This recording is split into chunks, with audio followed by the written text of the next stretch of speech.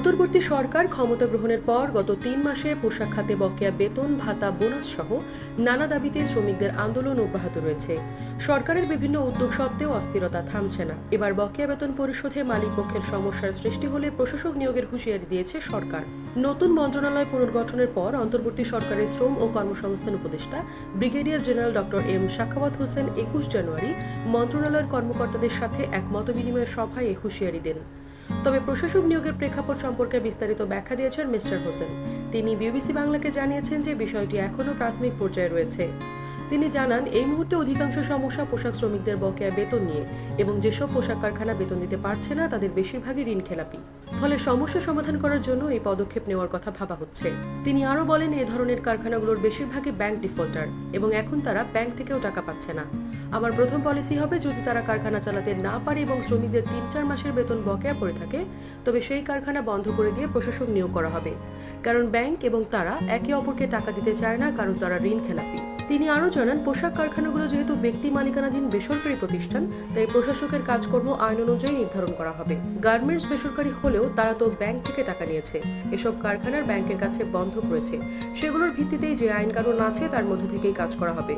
প্রশাসক নিয়োগের বিষয়টি এখনও প্রাথমিক পর্যায়ে রয়েছে, একথা জানিয়ে মিস্টার হোসেন বলেন, পোশাক কারখানার শ্রমিকদের সঙ্গে আলোচনা করা হবে এবং আমি কয়েকটি গার্মেন্টসে যাব, শ্রমিকদের সঙ্গে কথা বলবো।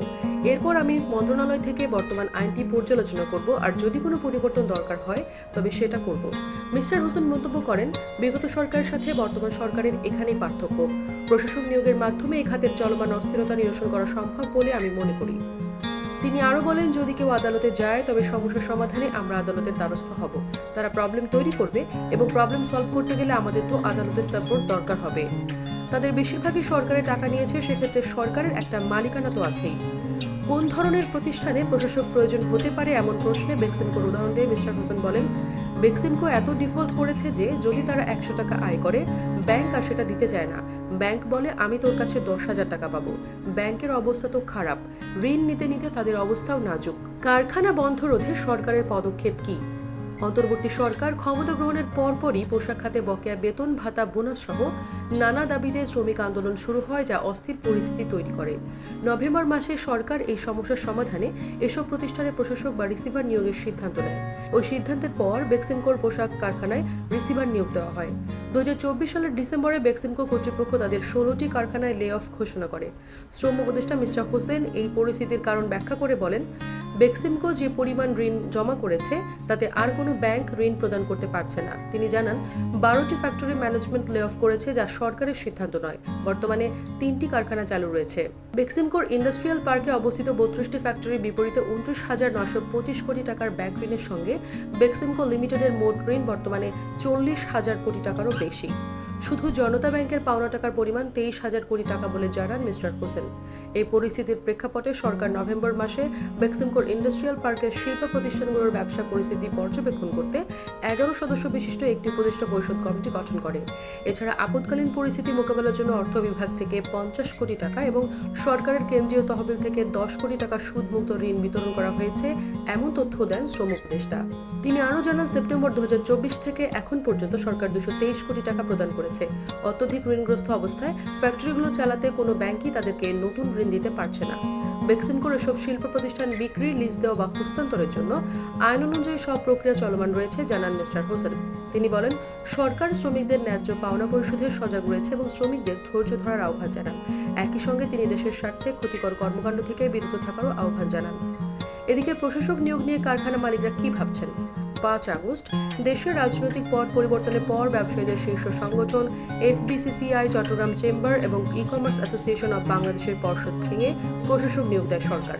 একইভাবে দেশের শীর্ষ রপ্তানি খাত তৈরি পোশাক শিল্প মালিকদের সংগঠন বিজিএমইএতেও প্রশাসক বসায় সরকার। ২০ অক্টোবর রপ্তানি উন্নয়ন ব্যুরোর ভাইস চেয়ারম্যান মোহাম্মদ আনোয়ার হোসেনকে বিজিএমইএতে প্রশাসক নিয়োগ দেয় সরকার। এই সংগঠনগুলোতে মূলত শেখ হাসিনা সরকারের ঘনিষ্ঠ ব্যবসায়ী, এমনকি আওয়ামী লীগের পদধারী ব্যক্তিরাও নেতৃত্বে ছিলেন। কর্ণফুলী ইপিজেডের ডেনিম এক্সপার্ট গার্মেন্টসের মালিক ব্যবসায়ী মহিউদ্দিন রুবেল মনে করেন, সরকার প্রশাসক নিয়োগের সিদ্ধান্ত নেবার ক্ষেত্রে প্রেক্ষাপটটা বিবেচনা করা গুরুত্বপূর্ণ। উদাহরণ দিয়ে মিস্টার রুবেল বলেন, মনে করুন একটি গার্মেন্টসের মালিক নিরুদ্দেশ হয়ে গেছে বা ঋণের কারণে দেশ ছেড়ে চলে গেছে। এমন অবস্থায় ইন্ডাস্ট্রি তো বন্ধ করা যাবে না, ইন্ডাস্ট্রি চালিয়ে যেতে হবে, কারণ ওই গার্মেন্টসের সাথে শ্রমিকদের জীবন জড়িত, আরও অন্যান্য প্রতিষ্ঠানের স্বার্থ সংশ্লিষ্ট এবং ইন্ডাস্ট্রির সুনামও জড়িত। তিনি আরও বলেন, ডেফিনেটলি এ ধরনের ক্ষেত্রে সরকার যদি চিন্তা করে এটি বন্ধ না করে সরকারি প্রশাসক দিয়ে বা ফাইন্যান্স করে ইন্ডাস্ট্রি চালিয়ে যায়, তাহলে সেটা ভালো উদ্যোগ হতে পারে। তিনি আরও বলেন, ডেফিনেটলি এ ধরনের ক্ষেত্রে সরকার যদি চিন্তা করে এটি বন্ধ না করে সরকারি প্রশাসক দিয়ে বা ফাইন্যান্স করে ইন্ডাস্ট্রি চালিয়ে যায়, তাহলে সেটা ভালো উদ্যোগ, এটা হতেই পারে। কিন্তু নর্মাল পরিস্থিতিতে যখন একটি ব্যক্তি মালিকানাধীন প্রতিষ্ঠানে মালিক আছেন, সেখানে সরকারের মাধ্যমে প্রশাসক নিয়োগের ফলাফল কতটা পজিটিভ হবে সে বিষয়ে আমি সন্দেহ প্রকাশ করছি, যোগ করেন মিস্টার রুবেল। তিনি আরও বলেন, ব্যক্তি মালিকানাধীন প্রতিষ্ঠানে যদি মালিকের ইচ্ছাকৃত কোনো ভুল না থাকে তবে সংকট থেকে উদ্ধারের জন্য সরকার মনিটরিং করতে পারে। মিস্টার রুবেল তার বক্তব্যে বলেন, যদি মালিক আছে কিন্তু কোনো কারণে বিপদে পড়ে তবে তাকে ইচ্ছাকৃতভাবে সমস্যায় ফেলা হয়নি, সেক্ষেত্রে আমি সরকারের দ্বারা প্রশংসা করার কোনো কারণ দেখছি না। তবে সরকার তাকে সাপোর্ট দিতে পারে। নিবিড় তত্ত্বাবধানে রেখে কমিটি গঠন করা যেতে পারে যারা দেখবে কিভাবে সমস্যার সমাধান হবে। প্রয়োজনে লোন দিয়ে অথবা অন্য যে কোনো উপায়ে সাপোর্ট দিয়ে সংকট থেকে বের করে আনা যেতে পারে। কারখানা খোলার দাবিতে শ্রমিকদের আন্দোলন। বেক্সিমকো ফ্যাশনস লিমিটেডের শ্রমিক কর্মচারীরা লে অফ প্রত্যাহার করে কারখানা খুলে দেওয়ার পাশাপাশি 3টি দাবি তুলে আন্দোলন করছেন। বেক্সিমকোর সিনিয়র ম্যানেজার ও প্রশাসন বিভাগের প্রধান সৈয়দ মোহাম্মদ এনামুল্লাহ বিবিসি বাংলাকে বলেন, যদি আয় থেকে দায় শোধ, ব্যাংকিং এবং ঋণ ব্যবস্থাপনা মূল মন্ত্র হয়, তাহলে বেক্সিমকো গ্রুপের সকল দায় দেনা নিয়মিতভাবে পরিশোধের জন্য বন্ধ থাকা প্রতিটি কারখানা খুলে দিয়ে উৎপাদন প্রক্রিয়া শুরু করার বিকল্প নেই। বেক্সিমকোর ব্যবসা পরিচালনা করার জন্য গঠিত কমিটির বিষয়ে মিস্টার উল্লাহ জানান, আমরা শুনি আমাদের কাছে পজিটিভ মেসেজ আসছে, কিন্তু কোথায় যে জটটা ঘটছে তা বুঝতে পারছি না। ডিসেম্বরে লে অফের ঘোষণা দেওয়ার পর পরিস্থিতি আরও জটিল হয়েছে। এদিকে 23 জানুয়ারি 3টি দাবিতে কর্মকর্তা কর্মচারীরা ঢাকার পল্টনে একটি সংবাদ সম্মেলন করেন। ওই সংবাদ সম্মেলনে মিস্টার উল্লাহ অবিলম্বে বেক্সিমকোর ব্যাংকিং সুবিধা এবং ব্যাক টু ব্যাক এলসি সুবিধা দেওয়ার দাবি জানান। তিনি বলেন, ব্যাংকিং এবং এলসি সুবিধা ছাড়া দেশি বিদেশি ব্যবসা পরিচালনা করা অসম্ভব। গত 6 মাস ধরে বেক্সিমকোর গার্মেন্টস ডিভিশনের সকল ব্যাংকিং এবং এলসি সুবিধা বন্ধ রয়েছে।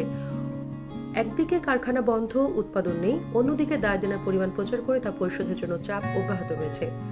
এছাড়া মিস্টার উল্লাহ বেক্সিমকোর বন্ধ থাকা ব্যাক টু ব্যাক এলসি সুবিধা পুনরায় চালু করার দাবি জানান। তিনি বলেন, অবিলম্বে বিদেশি ক্রেতাদের কার্যাদেশ পাওয়ার সুবিধার্থে বেক্সিমকোর ব্যাংকিং সুবিধা পুনঃপ্রতিষ্ঠা করা প্রয়োজন, যাতে উৎপাদন শুরু করা যায় এবং সমস্ত দায় দেনা পরিশোধ করা সম্ভব হয়। তিনি আরও দাবি করেন, কারখানা ও ব্যবসা চলমান রেখে সকল বকেয়া বেতন এবং কোম্পানির দায় দেনা পরিশোধের দ্রুত ব্যবস্থা নেওয়া উচিত। 23 জানুয়ারি সকাল থেকে নবীনগর চন্দ্রা মহাসড়কের গুরুত্বপূর্ণ পয়েন্টে আইনশৃঙ্খলা বাহিনীর সদস্যদের সর্বোচ্চ সতর্কতা অবস্থায় থাকতে দেখা গেছে। 22 জানুয়ারি শ্রমিকদের বিক্ষোভের পর কারখানা ভাঙচুর এবং আগুন লাগানোর ঘটনায় গাজীপুর কাশিমপুর থানায় মামলা হয়েছে। 21 জানুয়ারি পোশাক কারখানা কর্মচারী ও শ্রমিকরা গাজীপুরে এক সমাবেশের শাটডাউন কর্মসূচি ঘোষণা করেন। লে অফ কবে হয়? আইন অনুযায়ী কোনো কারখানায় কাজ না থাকলে, পুঁজির অভাব দেখা দিলে বা অচলাবস্থার সৃষ্টি হলে লে অফ ঘোষণা করা হয়। পাশাপাশি কারখানায় কাঁচামাল না থাকলে, অবৈধ আন্দোলন বা ধর্মঘট চলমান থাকলেও কর্তৃপক্ষ লে অফ ঘোষণা করতে পারে। তবে মিস্টার এনামুল্লাহ জানান, আমাদের ক্ষেত্রে তো এর কোনোটাই ছিল না। আমাদের ব্যাংকিং কার্যক্রম বন্ধ থাকায় কার্যাদেশ পাচ্ছিলাম না, তবে আমরা সাবকন্ট্রাক্টের মাধ্যমে চলতে পারতাম। কিন্তু তারা আমাদের কোনো আশ্বাস না দিয়ে বরং ডিসেম্বরে লে অফ ঘোষণা করে দিয়েছে। তিনি জানান, লে অফের চিঠিতে কারণ হিসেবে উল্লেখ করা হয়েছে কোম্পানির নগদ টাকার অভাব, ব্যাংকিং কার্যক্রম বন্ধ থাকা, এলসি বন্ধ থাকা এবং সরকারের সাথে বিভিন্ন দফায় আলোচনা ব্যর্থ হওয়ায় কর্তৃপক্ষ আর কোম্পানি চালাতে সক্ষম হচ্ছে না। 5 আগস্ট সরকার পতনের পর বেক্সিমকোর ব্যাংক হিসাবগুলো বন্ধ হয়ে যাওয়ার কারণে অ্যাকাউন্ট থেকে টাকা উত্তোলন করা যাচ্ছে না বলে জানান মিস্টার উল্লাহ। তিনি বলেন, বেক্সিমকো টাকা দেবে কোথা থেকে? তাদের তো অ্যাকাউন্ট বন্ধ, কার্যাদেশ নেই, সাবকন্ট্রাক্ট করতে পারছে না, আর দেশের ভেতরে স্থানীয় কাজ করে আয় করার পথও বন্ধ। তবে এসব কোম্পানির কয়েক হাজার কোটি টাকার ঋণের বিষয়টি তারা আগে জানতেন না বলেও জানান সৈয়দ মোহাম্মদ এনামুল্লাহ। তিনি বলেন, এখন এই পরিস্থিতিতে মিডিয়ার মাধ্যমে আমরা শুনি কিছু কিছু প্রতিষ্ঠান ঋণ খেলাপি ছিল। যে ব্যাংকগুলো থেকে ঋণ নেওয়া হয়েছে সেখানে ক্যাপাসিটির বাইরে ঋণ নেওয়া হয়েছে। আদতে সত্য কি সেটা জানি না। ঋণ পুনরুদ্ধারের প্রস্তাব দেওয়া হয়েছিল। বেক্সিমকো ইন্ডাস্ট্রিয়াল পার্কের 3টি ফ্যাক্টরির প্রশাসন বিভাগের প্রধান মোহাম্মদ আব্দুল কাইম বৃহস্পতিবার এক সংবাদ সম্মেলনে বলেন, প্রতিষ্ঠান বন্ধ হলে ঋণ পুনরুদ্ধার করা সম্ভব হবে না। ঋণের বিষয়গুলো জানার পর কিভাবে ঋণ পুনরুদ্ধার করা যায় সে বিষয়ে জনতা ব্যাংক এবং সরকারের ঊর্ধ্বতন কর্তৃপক্ষের সঙ্গে দফায় দফায় বৈঠক হয়েছে বলে জানান মিস্টার কাইম। তিনি বলেন, ঋণের পরিমাণ এত বেশি হয়ে গেছে যে সরকারের পক্ষ থেকেও কোনো সদুত্তর পাওয়া যাচ্ছে না, ব্যাংক কর্তৃপক্ষ থেকেও কোনো সদুত্তর নেই। ঋণ পুনরুদ্ধারের জন্য অন্তত 15 থেকে 20টি পরিকল্পনা দেওয়া হয়েছিল বলে জানান তিনি। এখন যদি প্রতিষ্ঠানটি বন্ধ হয়ে যায় তাহলে এই ঋণ রিকভারি করার কোনো সুযোগ সরকারের হাতেও নেই, কিংবা কোনোভাবে এটি রিকভার করা সম্ভব নয়। একমাত্র উপায় হলো প্রতিষ্ঠানটিকে ধরে রাখা এবং প্রতি মাসে যে শিপমেন্ট এবং এক্সপোর্ট করি তার ভিত্তিতে আস্তে আস্তে ঋণ রিকভারি করা সম্ভব। এই প্রস্তাব সরকার এবং জনতা ব্যাংকে দেওয়া হয়েছে। 5 আগস্টের পর অর্ডার কম থাকলে উৎপাদন চালু রাখতে সব ধরনের প্রক্রিয়া চালু রাখা হয়েছে, জানিয়েছেন মিস্টার কায়েম। কাজপুরে 23 একর জমি সরকারকে মর্টগেজ দেওয়ার বিপরীতে 700 কোটি টাকা ঋণ দেওয়ার প্রস্তাবও সরকারকে দেওয়া হয়েছিল। 4 মাসের জন্য এলসির সুবিধা সরকারের কাছে চাওয়া হয়েছিল। মিস্টার কায়ুম জানান, 4 মাসের জন্য এলসি সুবিধা সরকারের কাছে চাওয়া হয়েছিল। আমরা প্রস্তাব দিয়েছিলাম যে 4 মাস পর থেকে যা আয় হবে তা দিয়ে মাসিক ভিত্তিতে টাকা পরিশোধ করে বছরে 450 কোটি টাকা সুদ করা যাবে। তবে ডিসেম্বরের শেষ মুহূর্তে লে অফ ঘোষণা করা হয় এবং 3 মাসের বেতন দেওয়ার জন্য 180 কোটি টাকা প্রদান করা হয়। একজন রিসিভার আমাদের নিয়োগ দেওয়া হয়েছে। সেই রিসিভারের মাধ্যমে আমাদেরকে আশ্বস্ত করা হয়েছিল যে আমাদের গার্মেন্টস এবং প্রতিষ্ঠানগুলো চলবে, কিন্তু সর্বশেষ লে অফ ঘোষণা করা হয়, যোগ করেন মিস্টার কায়ুম। তিনি দাবি করেন, গত 13 বছরের ইতিহাসে বেক্সিমকোর সব প্রতিষ্ঠানে মাসের প্রথম সপ্তাহের মধ্যেই বেতন পরিশোধের নজির রয়েছে।